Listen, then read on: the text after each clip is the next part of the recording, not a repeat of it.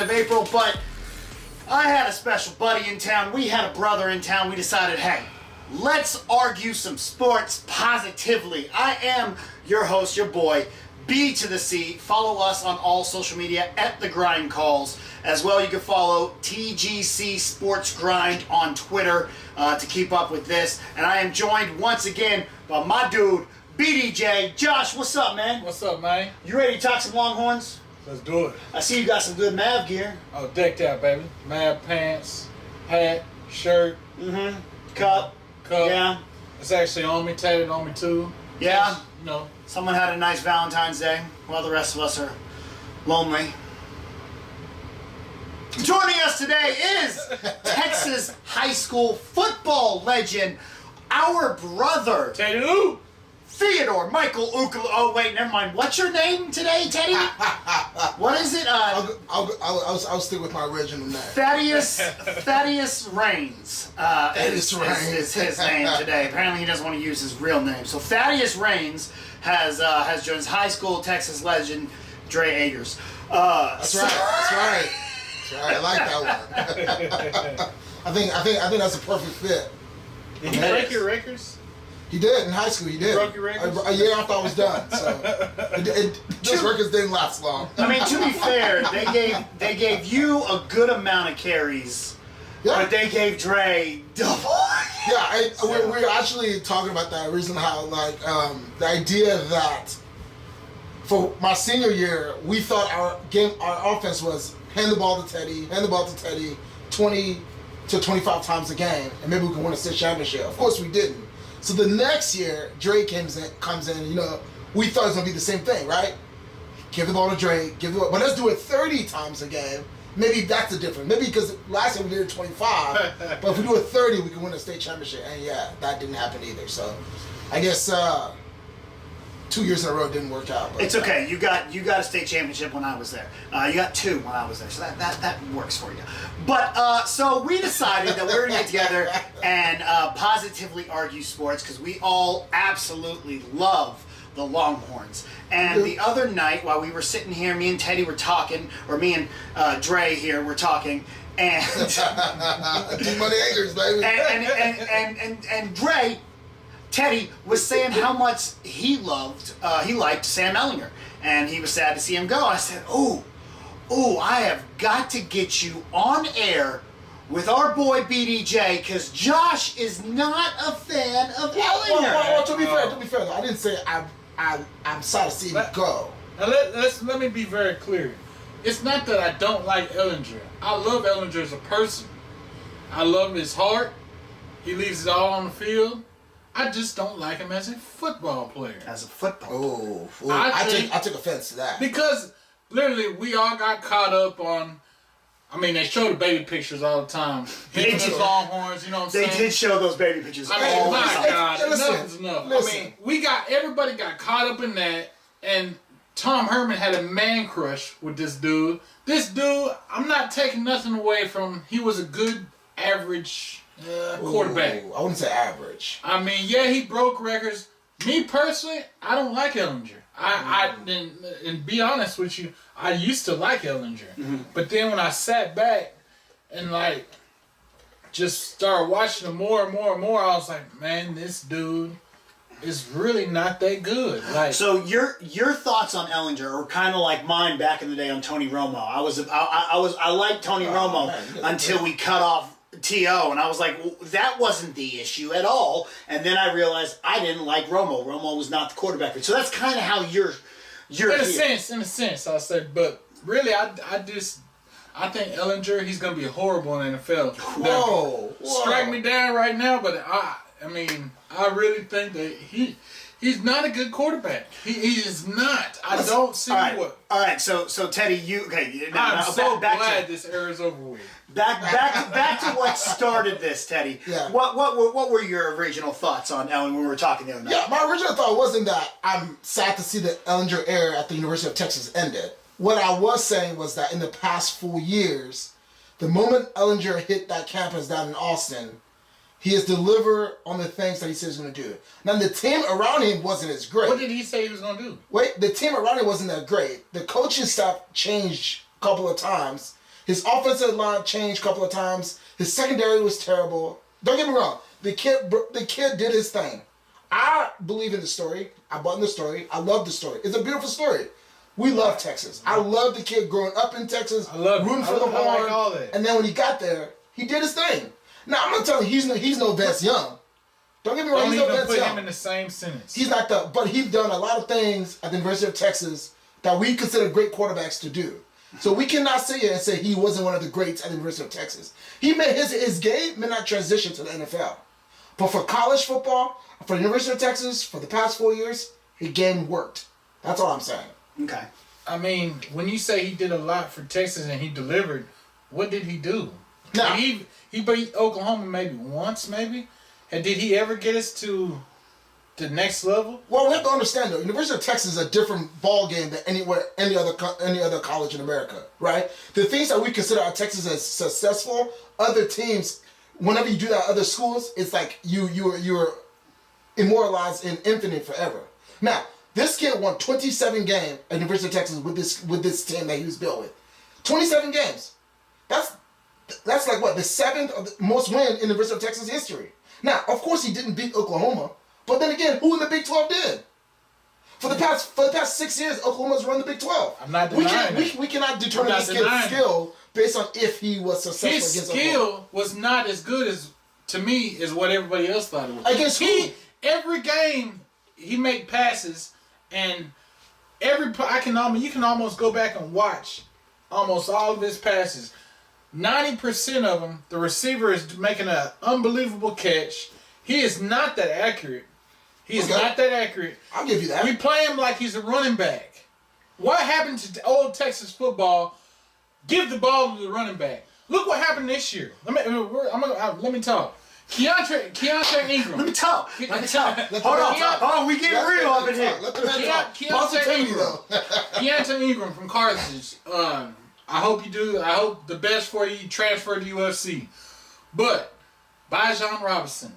And I'm not putting all this on Ehlinger because a lot of this had to do with coaching staff. Mm-hmm.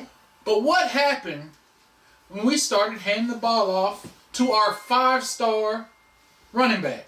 Mm-hmm. He broke almost every time. And the coaching staff, they're like, okay, let's just run Ehlinger. Let's run Ehlinger every play. The man has heart. He's going to give you everything he's got. I'm not saying that he's not. He's a good but let me ask you, when they were running Ehlinger, were those designed plays to run Ehlinger, or was Ehlinger taking it upon himself? 90% of the time it was you designed. You think 90% of the time it was designed? What I'm saying is, to be fair though, I think one thing that we're failing to recognize in this conversation is that if you watch the University of Texas play this year, how many of those games that they were ahead? You have to realize, we have a 5-star running back in the backfield, but we all know the game of football. If you're behind, running backs are not as valuable. Ehlinger needed to use his legs, his arm, because we were behind. Again, it goes back to what I'm saying, but originally, the team around him wasn't that good. The defense wasn't that good. Well, that's what I can't say that, though, Teddy, because he's had the past 3 years we've had top 5 and top 10 in recruiting. Yeah. So how are we not that good? Because the talent is there. Let me tell you. And I'm not dogging Ehlinger, but a lot of this has to do with the coaching staff. I agree. I'll tell you what. The reason we're not good, one, again, the Big 12 is an offensive-heavy conference. The scores in the Big 12, 55, 60, 7. Those are average. There's no defense. We're known for that. And so if you go in a game against Oklahoma, against Iowa State, against Kansas, which are things that we lost this year, if you go into those games and you are down 21, and you're down 28, you're not going to hand the ball off. You're not. You're trying to come back.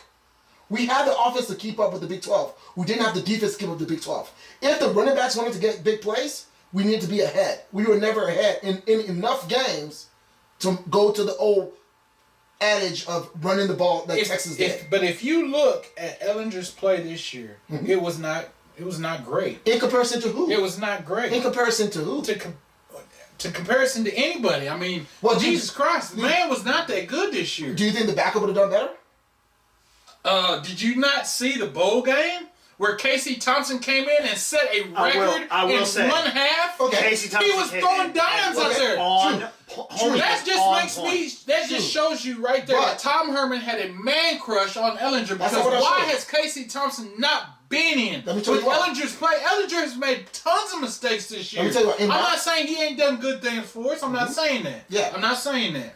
But as an overall, what we had Casey Thompson looks like a gold gem, just sitting on the sideline because he's so obsessed with Sam Ehlinger. Look what happened in that bowl game when Casey Thompson, he set a record in 1/2. Okay, I agree.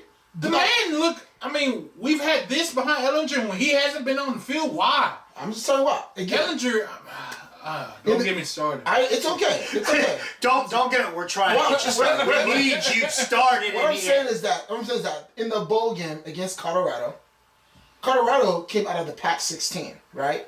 Colorado was like the 6th or 5th best team in the Pac-16. Pac-12, you mean? Well, no, there are 16 teams in that division. Yeah. And so he came out of that. Colorado came out of that conference. Now, when you get to the bowl game, we all know bowl game is not the same as regular season game. Sure. Let's be realistic here. None of them really matter unless you're in the big one. I agree.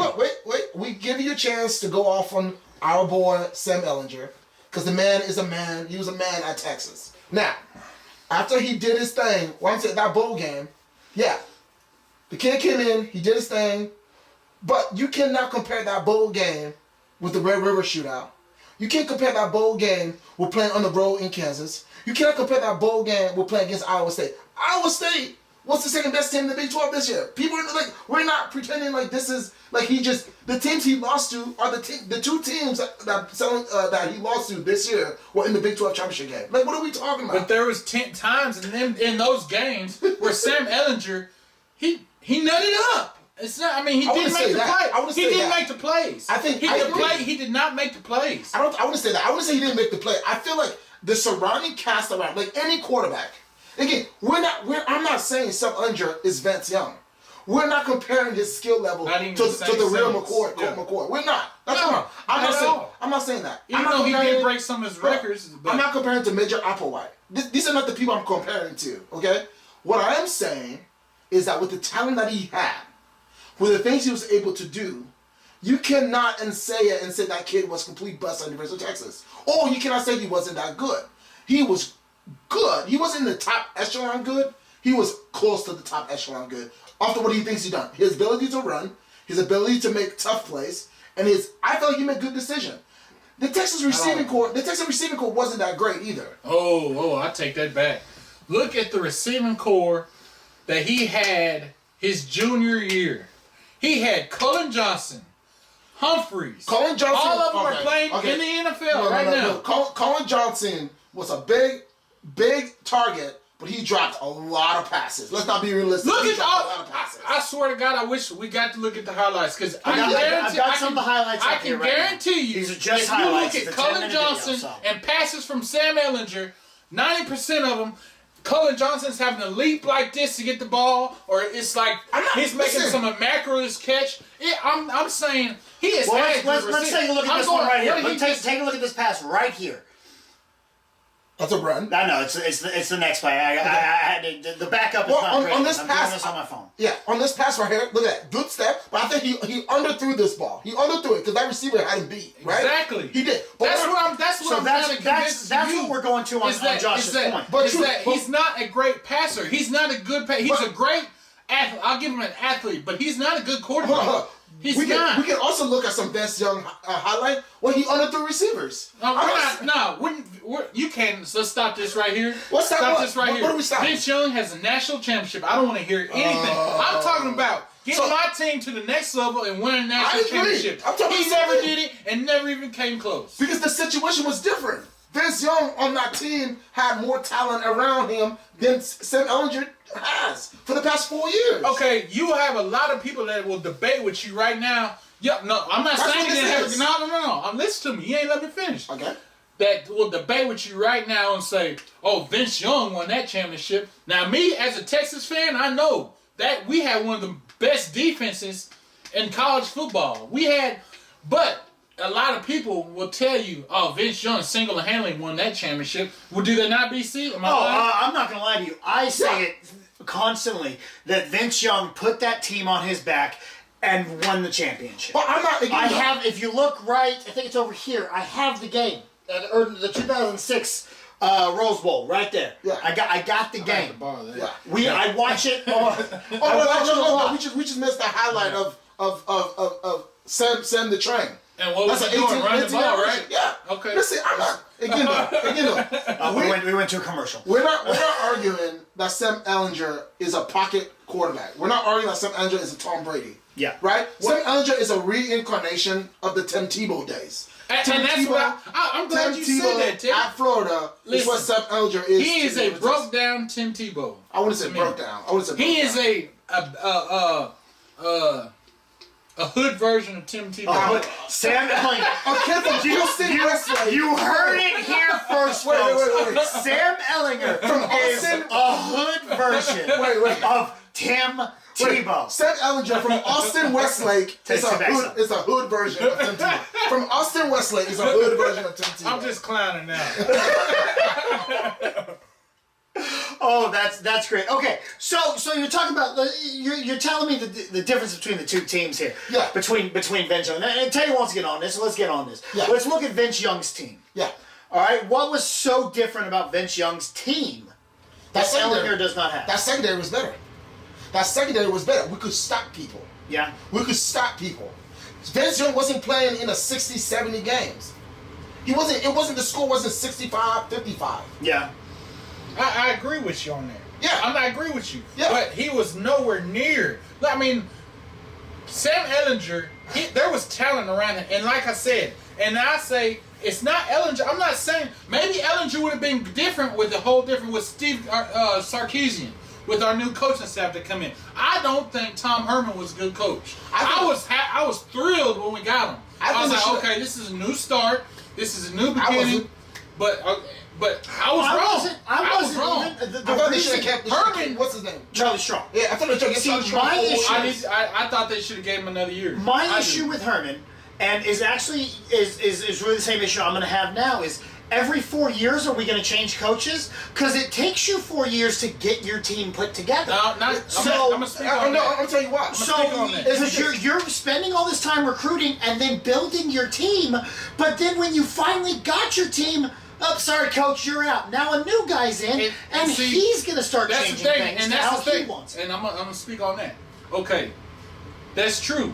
But in this case here, Tom Herman, he recruited. He was a great recruiter. I'm not taking it. We have the talent on the team for Steve Sarkisian is here. We have remarkable 5 stars, nothing before. We have talent on this team to win right now. And I mean, he even mentioned it. Steve Sarkisian said, I've got talent here where I think we're going to take another step. We may not take as long as people think because the talent is there. We've got talented. It's going to be a battle between Casey Thompson, Hudson Card. We have a 5-star who I think running back, who I think next year could take over the college football and be probably could be a Heisman candidate. That's how good Bijan Robinson is. He is an unbelievable monster. I'm telling you, all you got to do is turn the film on. If you look, when we started giving Bijan Robinson the ball, look what he did. Every time he touched the ball, something positive happens. Mm-hmm. Why were we not, from the beginning of the year, you're running Keontra Ingram. I'm sorry, I love Keontra Ingram. I wish you the best at USC, but let's just face it, man. The hype wasn't, you didn't never build it. He was always hurt. You know what I'm saying? Yeah. There was always something with him. Again, Josh covered a lot on that ultimate question, right? The other question is like, why do not give the 4 years or more to these coaches? Again, because you have Texas fans, like my boy here, Josh, my boy here, Josh, talking that Sam Ehlinger didn't do his thing. Again, a Texas fan, our expectation is so high. You damn right. Which is okay. I'm okay with that. But what I'm saying is, though, we should also be realistic, right? You can have expectation, but you have to be realistic. Well, to be fair, we are Texas, and we're realistic when we're alone and not on camera. Yeah. But on camera, we believe. We're like Cowboy fans. So do I. This is our year. Absolutely. I'm never. Every year. Now let me turn this off. I'm gonna go. We suck, guys. I'm never gonna say we don't have a shot. But what I'm saying is that in college football now, in order to win the championship, if you look at the college bowl series, the championships, the teams who have won the championship, there's two elements that you have to be strong on: offense and defense. In the state of Texas, at the University of Texas right now, or for the past couple of years that we've been watching, they have a hell of an offense. But that defense has been in the dumps. And that's why I feel like Ehlinger, with his skill set, because in college football, you don't need a lot. You don't need a lot to go to the championship game, right? You need to have luck, for sure. Oh, yeah. But you need to have a good schedule. A good schedule and a quarterback. Look at LSU, right? And LSU ran the table because, one, they locked out on two. Because it's really only, if you look at all the big conferences, you really only have to win 2 major games in your conferences, and you set for the bowl championship series. Texas, you don't have to beat Oklahoma. Now, Iowa State's doing okay. Then Baylor's okay. But you only have to beat Oklahoma. In Alabama, you only have to beat LSU. Yeah. You only, you know what I'm saying?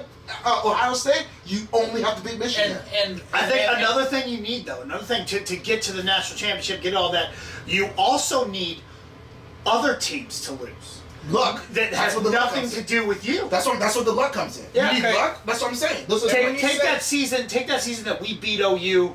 But then we lost to Lubbock because OU beat, or we lost to Tech, and then OU beat Tech, but it was later in the season, so that's why they got to go. Yeah, that's a bunch of bull. Well, that's what I'm saying. If you take care of your business, you don't have to worry. True, about that's not true. true. Though. That's not. I disagree with that. The college football tells you if you win your games, you get a vote, but that's not true. Because if that's the case, then UCF should have been the championship game. Because they took care of their business.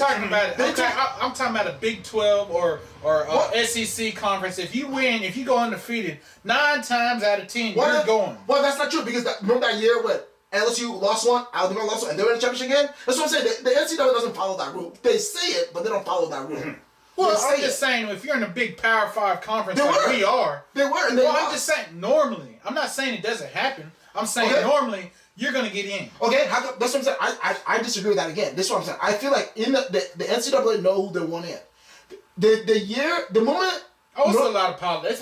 The moment Notre Dame wins 9 to 10 games, even if they lost 3, they're in. Yeah. Because people want Notre Dame. I agree. The moment Texas wins 10 games, even if they're in.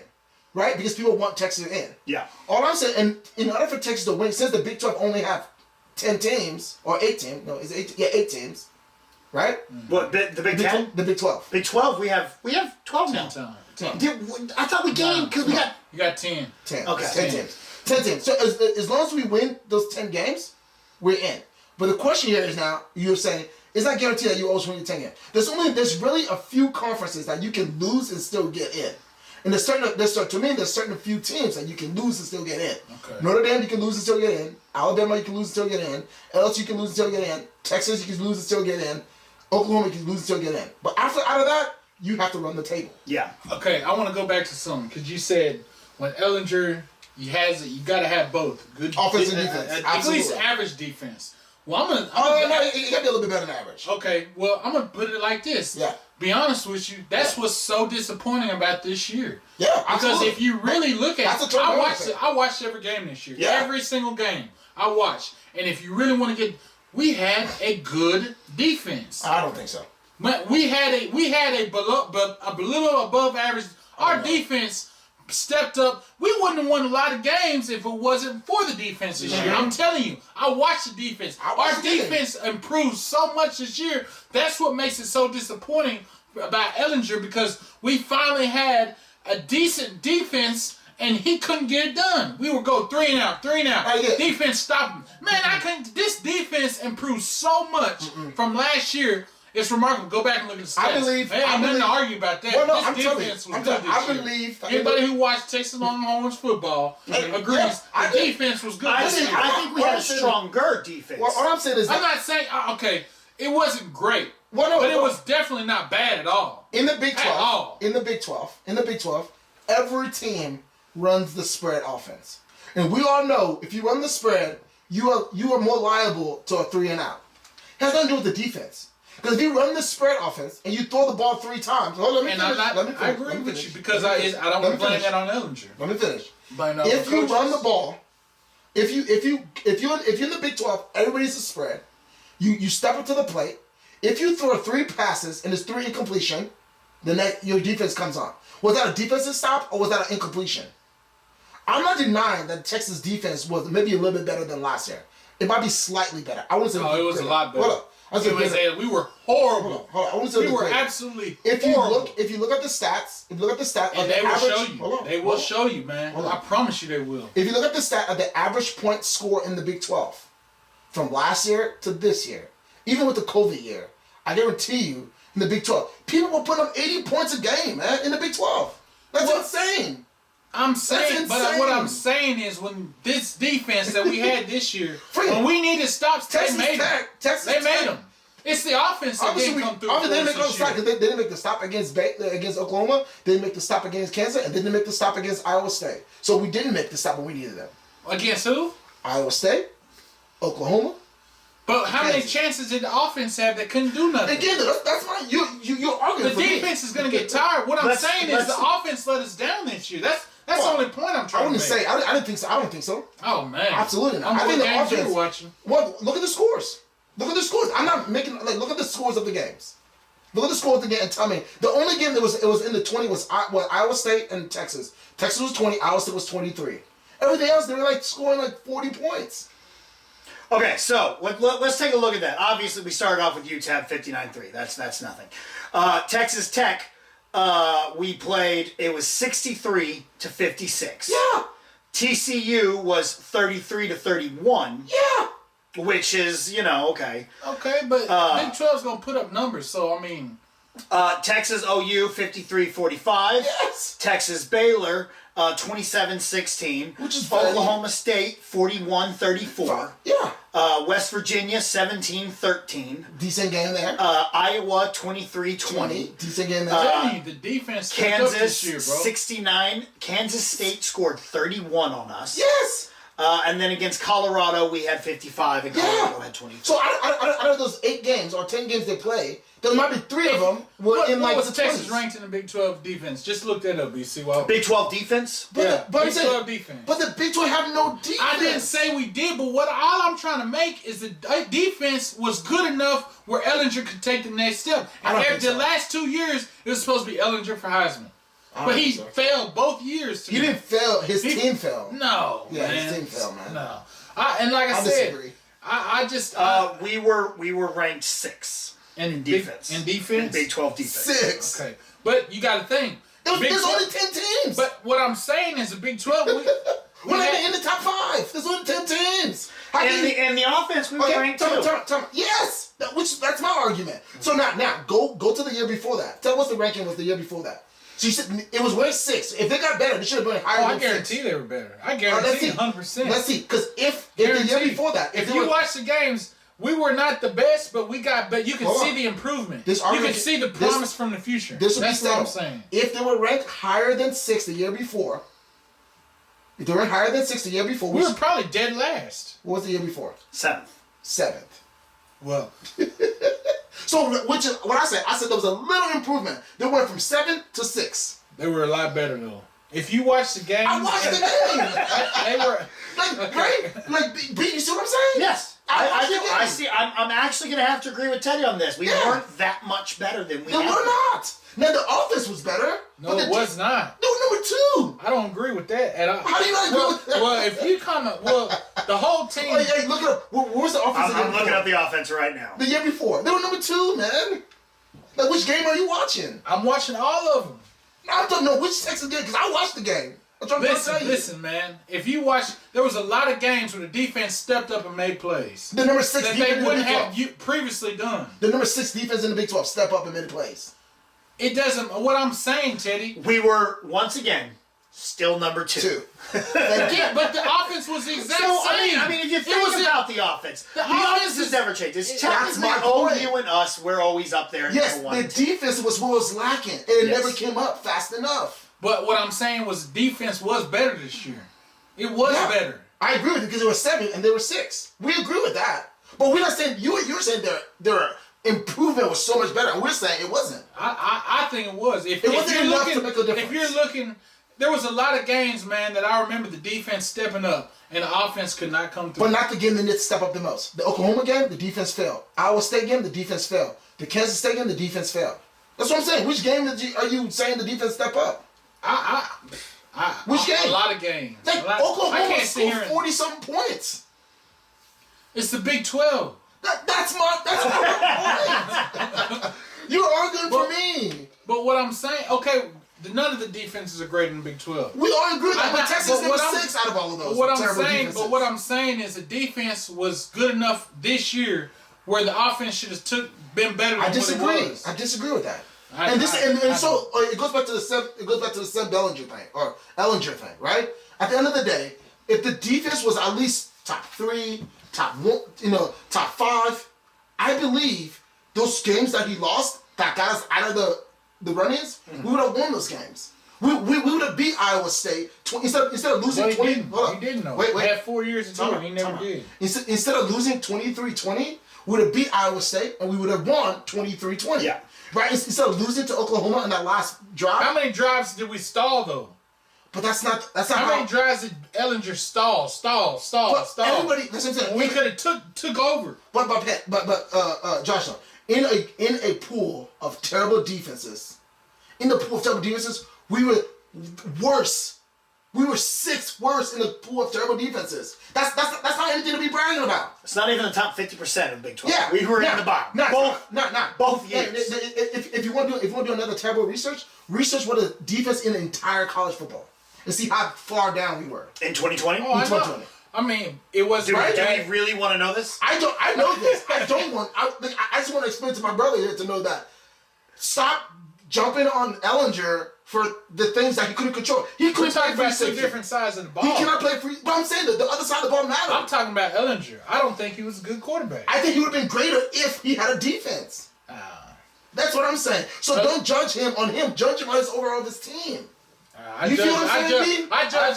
judge Ehlinger for 4 years. I'm tired of him. I'm sick. One thing I'll tell you right now. Oklahoma ended at 29. Yes. And they were 6th place above Texas. And I'm still... Well, that can't be right. There's no way that UTEP is ranked higher than us on defense.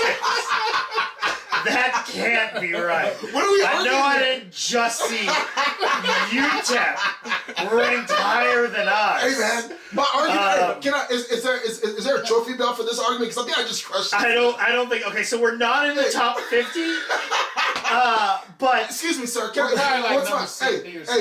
my title belt? I just crushed this man. But UTSA and UTEP are this is it's from NCAAfootball.com. Hey, excuse me. Where's my belt? Oh God, we're 64th. Hey, okay. What's my belt? I just crushed this man. What's my belt? Since I'm now depressed. Discount, double check. What's my belt? Since I am now depressed and we're gonna switch gears into something more positive. Discount, double check. I don't want to argue this anymore. What I do want to know is I want to look at the future. And what are you guys thinking going forward? Okay, good. I love the future. I think and here's what I want you to do. I think Sam Bellinger's gonna be drafted. I want to talk about that because I have some stuff from Twitter that some people and be absolutely horrible. Oh wow. Okay. Wow. So according that just sounds pretty salty to me. I just feel like you just. I wish him the best. He's a longhorn. He's just a longhorn. Okay. You just upset. Okay. You got discount double check. So according to I put this out a little bit. Just talk about Sam Ehlinger. According to Mr. Unlimited at Not Waxy on Twitter, his official 2021 draft class of quarterback rankings goes Mac Jones at number 1, Trey Lance at number 2, Zach Wilson at number 3, Trevor Lawrence at number 4, and Sam Ehlinger at number 5. Well, that's wrong because he's got Trevor Lawrence at fucking number 4. Let's get real. I mean, who is this dude? Are you serious? You've got Zach?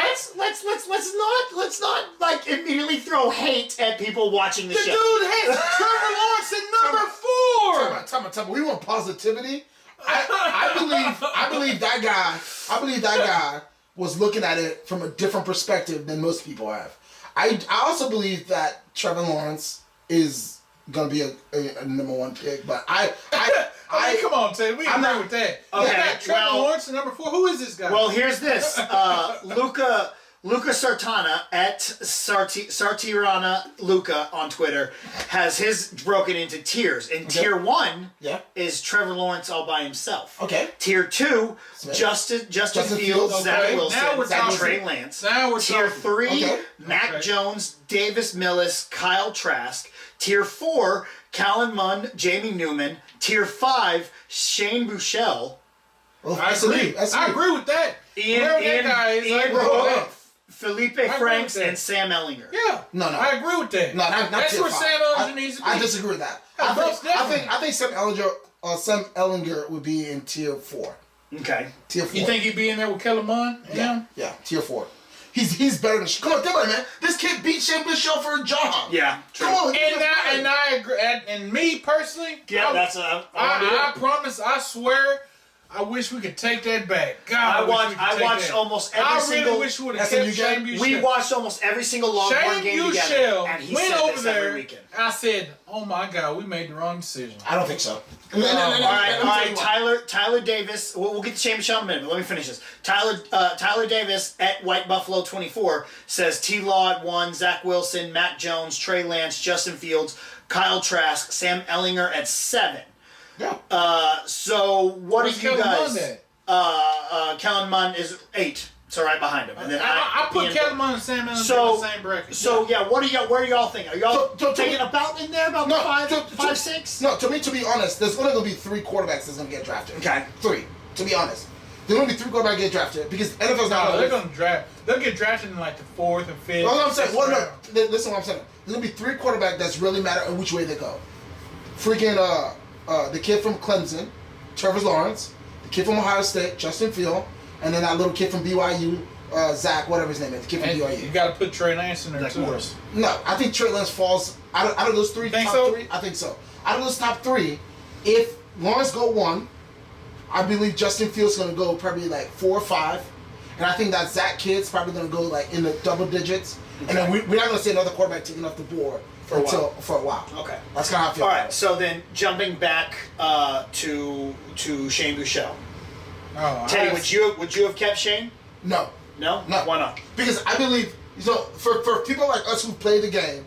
I know we're back in the past. Even though I said we were going to jump to the future. People like us who play the game, who's been in the practice. Wow, Teddy had to throw that in there that he played college ball. I mean, I played college ball too, though. I said people like us. I didn't say me only. I said people like us. So they both had to throw it in there. We all played football one point in time. Wait, guys, I am not throwing salt on anybody's. I'm just saying people like us, we all are us. People like us who play the game understand that if you produce, your talent will show. And when Sam Ehlinger and Shane Buechele were competing for the same position with the same opportunity, Sam Ehlinger, with his tenacity, his leadership, his drive, won that position fair and square. Shane Buechele knows that. That's why he left. He went to SMU. He went to Jim Jones' system. It's a different system, which played towards his skill set. So yeah, his numbers look better, but his competition. They were better. His competition was also weaker. We cannot take that away from him. He wasn't throwing those passes in the MAC against Memphis and freaking Buffalo and. Can you name me 2 other teams in the MAC? Tulsa, Tulane. Tulane. Yeah, you better watch out on that Tulane. You gonna make Dre Akers. Hey, I love Tulane, but all I'm saying is that the talent he was thrown against, because we saw him throw against the talent in the Big 12. We saw Shane Buechele throw against the talent in the Big 12. It wasn't successful. We saw it. I don't know if it wasn't. He had a whole year to do it. We saw it. It split. It was a split thing. Again, though, it was split. It was split at the beginning of the season. It wasn't split. It was so his job at the beginning of the season. So okay. It became split when he started struggling. So are you saying that Shane Buechele is not a better passer than Ehlinger? I feel like Shane Buechele is a better pocket passer than Ehlinger, but overall skill, athleticism. Well, yeah, I've said that. I'm saying that. But in this day and age, the NFL game has changed. The Tom Brady's of the world are going along, and it's going to be done. NFL. Look at all the talent that are left behind. I see what you're saying. The NFL is moving. The problem with Sam Ehlinger though is he wasn't accurate. He was not accurate. I believe Sam Ehlinger, there were some passes where he wasn't, but I feel like he was more accurate. Like look up his accuracy rate. Who, Sam's? Yeah, I think he was more accurate, and I thought the receivers were dropping passes. No, absolutely like for example, not. Jefferson. No. There were some passes that was right in his noggin, and he dropped it. I seen more passes where it would have been a touchdown if you would just put it on. Honestly, I put a line. I believe Ehlinger was at least 60 or maybe 50 to 60% accuracy rate at the University of Texas. It might be even ranked in the top 4 or 5 in accuracy at quarterback in University of Texas. Yeah, maybe because they were short passes. So here's what we have from LonghornsWire.USA today.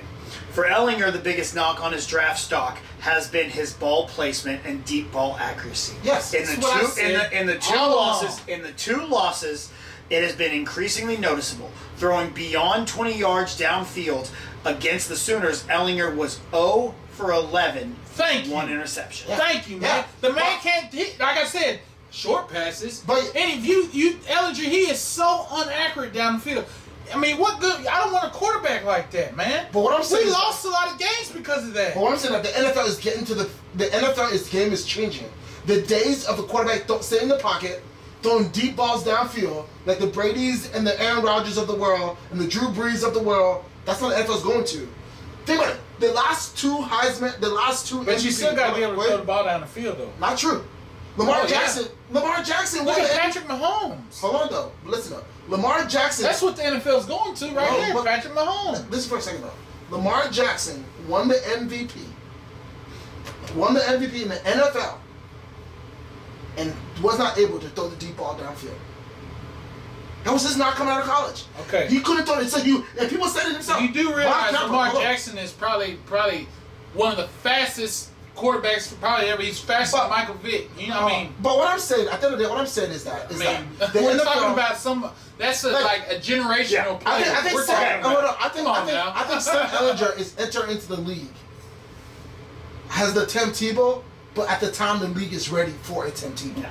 And I think his skill set. How did Tim Tebow work out in the NFL? The league wasn't ready for Tim Tebow at the time. That's what I'm saying.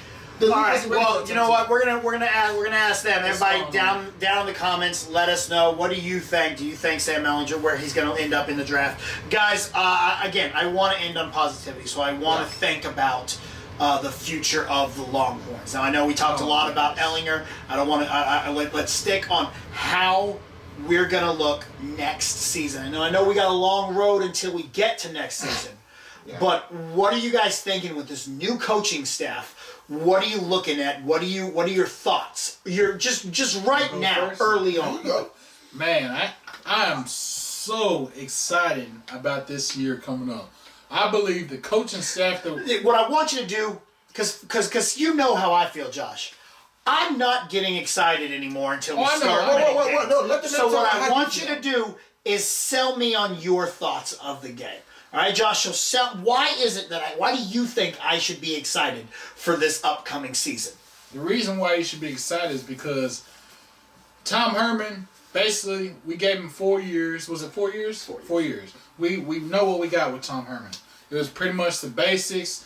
Offense never really changed when he changed the offensive coordinator. And the offense didn't be changed. The defense didn't be changed. I think. I'm just saying, we know what you got with Tom Herman, and I was excited at first, like I said, but I'm really not. I wasn't impressed at all at the end of the day when it finally came down to it. Now, you're getting a guy like Steve Sarkisian. You're getting a guy who has his issues. He's had issues in the past with alcohol and stuff like that. But if you look at his coaching, he was never let go because of coaching. Well, never. I mean, that's he is a great coach. Well, that's why he left USC, because his coaching was bad. No, it wasn't. Why do you research? He was good because he was a drunk. His coaching was bad. He was drunk on field. USC was losing when he left. No, he brought USC. They were doing good. It wasn't because of his coaching. It was because he had an alcohol problem. That's why they fired Steve. If you really look it up, they fired Steve Sarkisian. I have a problem saying his name. They fired him. Look, Steve S. There you go. Yeah, Steve S. They had a problem with him because of his alcohol. That's the reason why he was left USC. But let me finish. Okay, but I am so excited because the coaching staff we're getting in, everybody on the coaching staff pretty much that we brought in is known winners. I mean, look at what he did at Alabama with that offense. Look at what he's done with quarterbacks, period. My issue is his offense. It's his defense. Go on. Look at what he's done with the offense at Alabama with Matt Jones. You know what I'm saying? Everybody thought that, Alabama. That offense was better than it's ever been. If you just look at the plays, he is a great play caller, which he said he's going to call the plays at Texas, even though we hired another guy to be our offensive coordinator. He's still going to be calling the plays. But I'm so ready because he is a run-first type of guy. Look what he does. Look at all the running backs he's had at Alabama. And we have Bijan Robinson in the backfield, who is a monster. You love that kid. Which is going to be, how can you not? Have you watched film on him? But he is going to make, I'm telling you right now, he's already predicted to be like I think he's the number 2 running back coming in next year. He's a monster. But if you look at the staff that we got now, I like that we brought back Bo Davis. He was there when Mac Brown was there as defensive line coach. We brought him back, which under him, that defensive line was unstoppable back in the day. And so I'm glad we got him back. But I'm so excited because the talent is there. We're not denying the talent is there at Texas. The problem is developing the talent and making it work on the field. We have no problem with recruiting. If you look at the past 3-4 classes, we're in the top 5 in recruiting. I think we're number 3 2 years in a row. The problem is developing the talent, which I don't think Tom Herman and his staff was good at. They weren't good at because it shows. But what I'm saying is, this staff that we're bringing in now, I'm really excited on. I don't want to jump too far, you know what I'm saying? But I really think that this year is going to be a great year. There's a light at the end of the tunnel. Oh man, like I said, it's gonna. Steve Carson, you're just gonna see it. So Teddy, Steve's when he left USC in the middle of the 2015 season, they were 3-3. Yeah. All right, they won 2, lost, won another one, and then lost 2, and that's when he left. And those last 2 he was lost was when the alcohol issues were kind of coming up and being dealt with. His players were making him do up downs. So do you think? But now he's gone through all this time with Alabama. He coached for the Falcons, if I'm not mistaken. Right. So all this has happened now, and now he's coming into Texas. Where are you seeing it? So, the overall, in sports, if you win, colleges and universities, pro teams tend to cover up lots of things. Yeah. If Steve was winning at USC, if he was beating UCLA, if he was beating Stanford, if he was winning those crucial games, they would have overlooked the alcohol thing. I don't agree with it, but we know that's how sports work. Very true. I don't agree with it, but we know that's how sports work.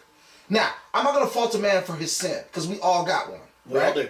I'm glad he was able to clean up. I'm glad he's able to get opportunities. Right. I'm glad he did a good job at Alabama. My issue with the Steve Cartesian hire is that we don't need offensive hire.